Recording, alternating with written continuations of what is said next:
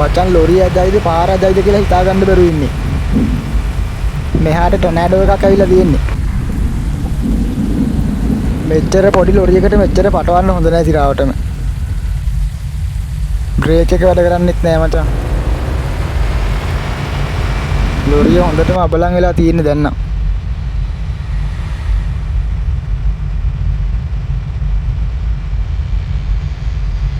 මේ ටික ලෝඩ් කරපු එක ආවුනොත් නම් මට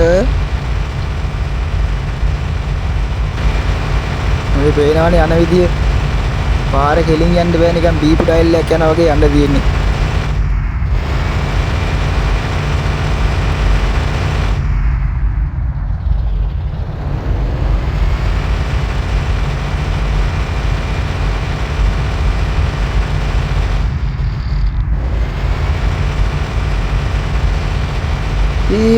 අඩු ඊ මොකද්ද වෙන්නේ? ඊ පාර මෙන්න පස්සට යනවා.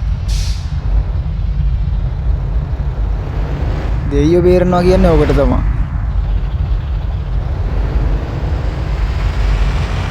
බ්‍රේකුත් නැතුව ආයේ ලොරිය පස්සට ගිහිල්ලා ආයෙත් ආවා.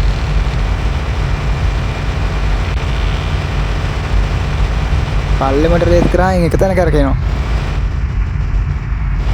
මේ ලොරිය 62 කියලා ගහලා තියන්නේ පිටිපස්සේ.